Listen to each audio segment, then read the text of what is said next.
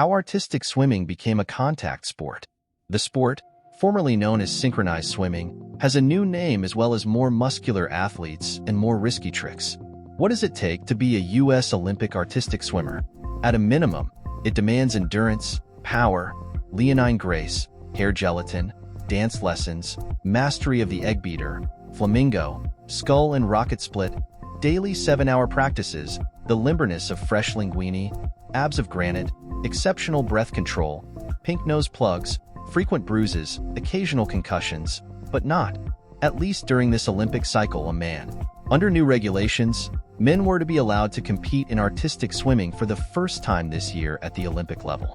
They've been able to participate at the World Championships and other lower-level competitions since 2015. But the man widely considered the world's best male artistic swimmer, 45-year-old William May, of Santa Clara, California, who had been training and competing with the U.S. team in the run-up to the Olympics, was not on the final 9-person squad announced this summer.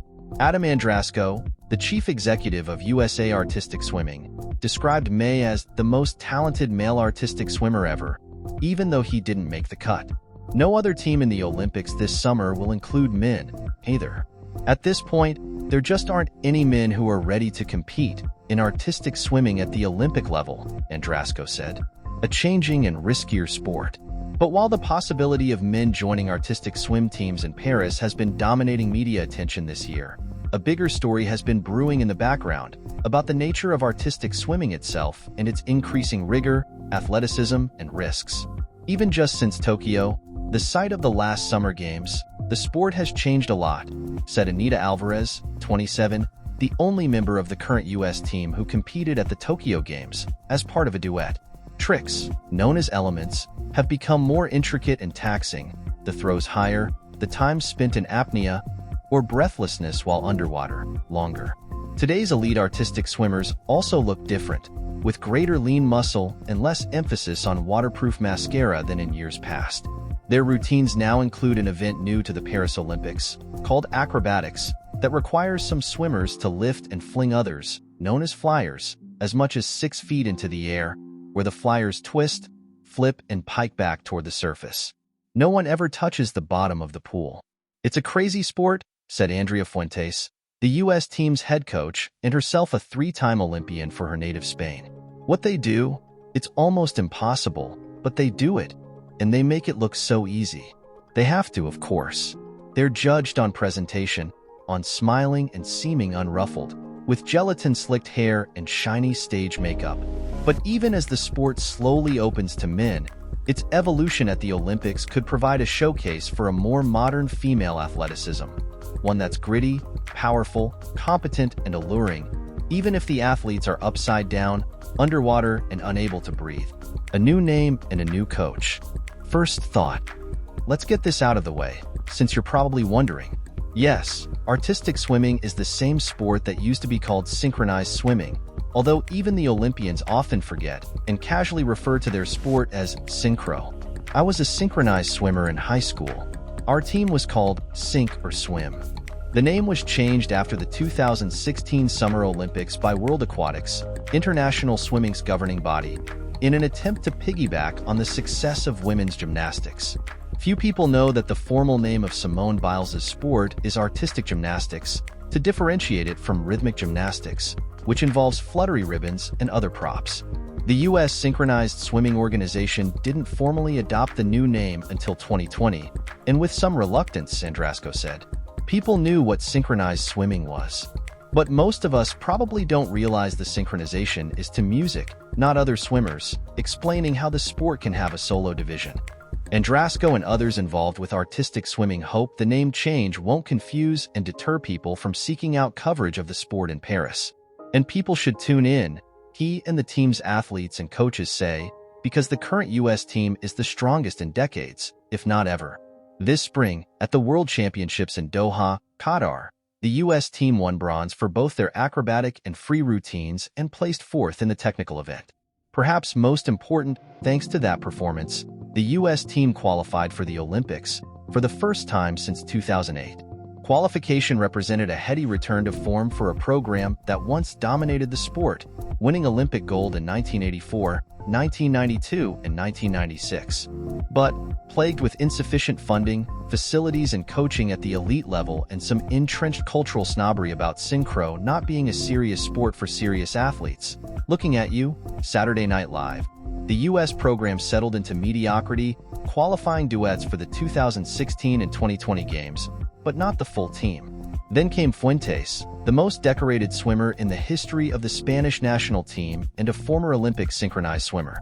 A force of nature, according to Andrasco, Fuentes had declined offers from several other countries and instead moved to the United States to take over its relatively moribund program in 2018. Adding CrossFit training and muscle to an artistic sport, Fuentes and her assistants rapidly revamped the team, starting with cajoling May to return. A standout artistic swimmer for decades, he'd previously trained with the national team, then left to join the high-paying Cirque du Soleil water extravaganza in Las Vegas. He agreed to come back, in large part to help anchor the new acrobatic routines and try for an Olympic spot. No one says no to Andrea, May said. The coaches also found a CrossFit trainer to start leading the swimmers through strenuous strength workouts, prompting condescension from some rival national team's coaches. They said, "Oh, your team. They will all get too big," Fuentes said. But now, with the United States returning to the top of the sport, those other programs are scurrying to hire their own strength and conditioning trainers, she said. Finally, with an eye on the Olympics, she and her assistant coaches began upping the oomph of the team's various routines, adding multiple new elements with higher and higher degrees of difficulty. But in today's Olympic-level artistic swimming, there's an increasingly indistinct line, wavering like sunlight on water, dividing winning medals from hospitalizing athletes. Bigger tricks, greater risks. Alvarez, reaching the final moments of a solo routine at the World Championships in Budapest, completed the last of her upside-down, underwater twirls and layouts, breached the water's surface, tossed back her head and promptly fainted, sinking limply toward the bottom of the pool. Before the lifeguards could react, Fuentes dove in, grasping Alvarez and muscling her to the side of the pool. There, Alvarez gasped, retched, and slowly recovered consciousness. Photos and videos of the episode flew around the internet. This was Alvarez's second blackout. A year earlier, she'd passed out at a competition in Barcelona. Fuentes had pulled her from the pool then, too. To this day, no one, including team physicians, cardiologists, psychologists, or Alvarez herself, can explain what happened or why she fainted. The episodes might be related to a condition known as shallow water blackout, in which someone holds their breath repeatedly or for an extended period of time underwater, altering the body's balance of oxygen and carbon dioxide and leading to unconsciousness. But it's not clear if that's what happened, or if it was stress, fatigue, or just everything catching up with me, all at once, Alvarez said. Throwing her head back dramatically at the end of a grueling routine probably didn't help either. She and the team are trying to avoid similar choreography.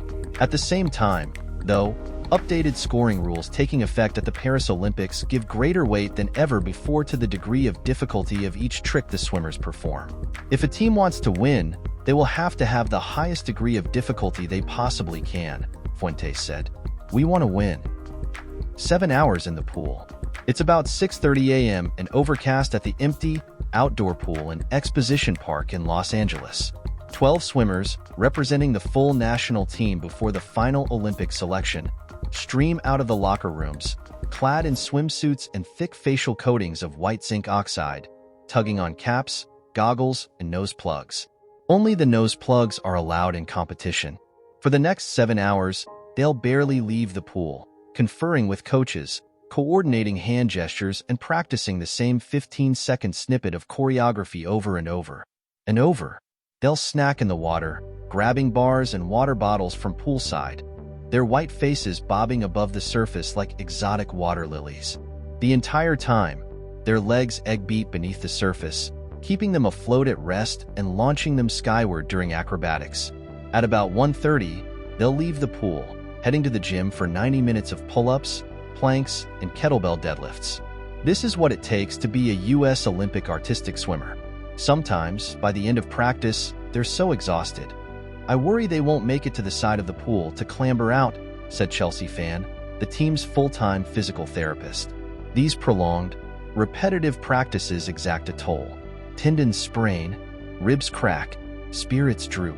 The team has a dedicated sports psychologist to help deal with stress and fan-to-tackle injuries. She's at work on a guide to artistic swimming-related concussions, which are surprisingly common, usually from ringing kicks to the head when 8 swimmers whip their legs around within inches of each other. It's absolutely a contact sport, fans said. Such a great show. Artistic swimming is not, however, lucrative. May made a good living with Cirque, he said, and now will retire from competition to serve as manager and head coach for the Santa Clara Aquamaids, a large club team in California. But the core members of the national team receive little monetary support from the U.S. Olympic Committee, and few can work, given their practice schedules.